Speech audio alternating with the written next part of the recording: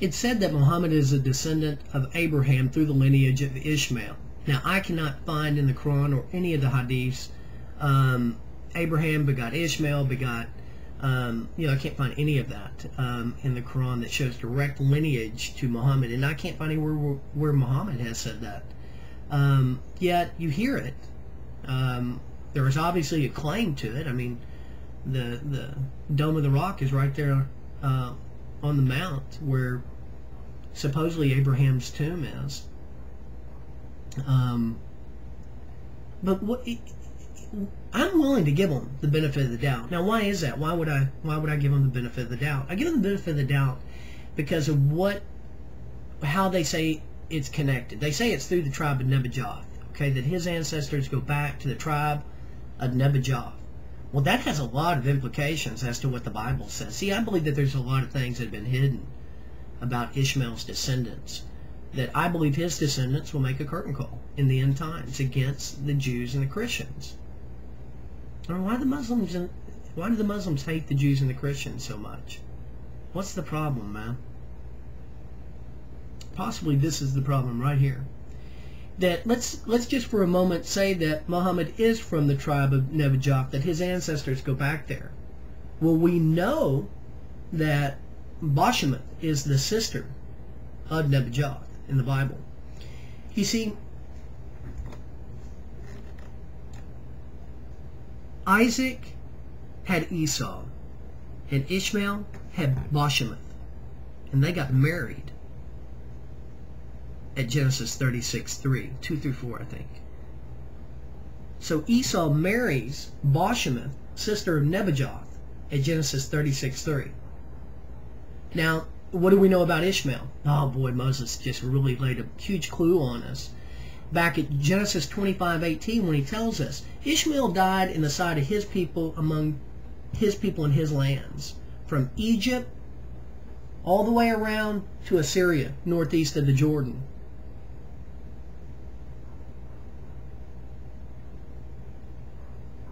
Yeah.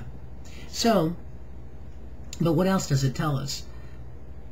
Well, it tells us a lot more. In fact, Bashemoth. Let's look at Bashemoth for a second. Does it ever mention her anymore in the Bible?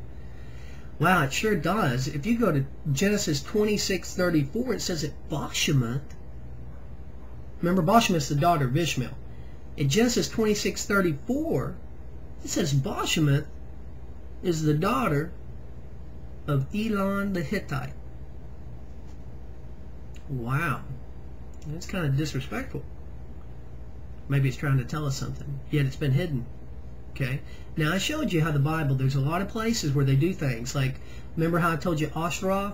They took the vowels out of her name and they replaced them with the Hebrew word for shame.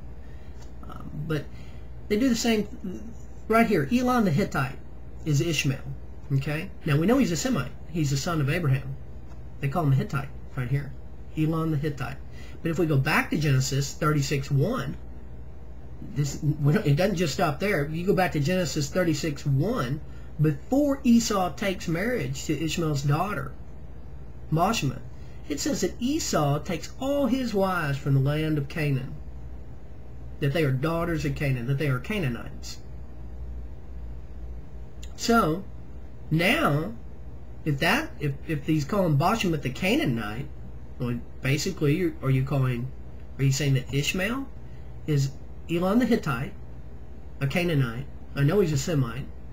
You said his land was from Egypt to Assyria. That's the second time Assyria is even mentioned in the Bible, right there next to Ishmael's name. And Bashemoth married Esau. It's an odd combination right there, for many reasons. One, because Ishmael is a prophet, Isaac is a prophet, and their daughter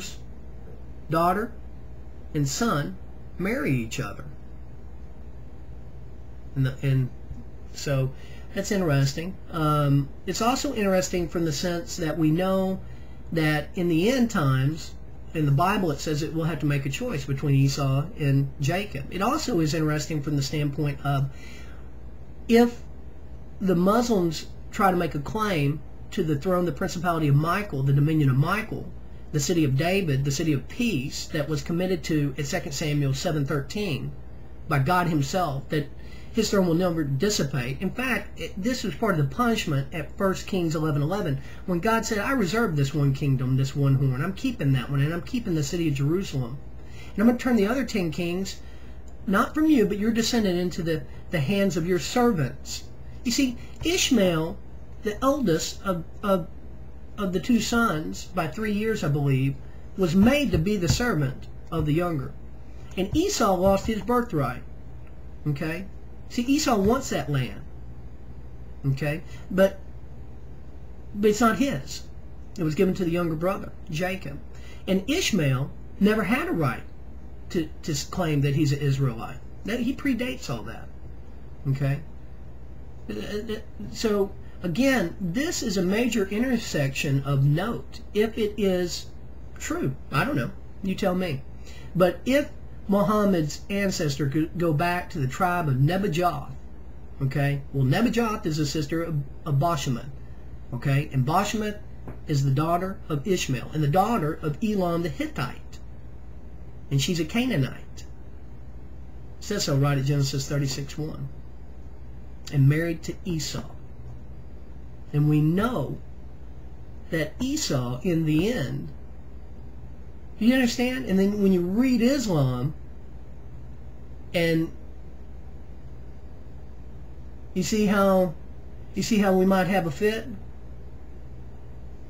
If you're a Muslim and you want to say a lot of nasty things, go for it. I don't even feel it. Hey, I wore my shirt for you today too, okay? So go stick that in your hookah and smoke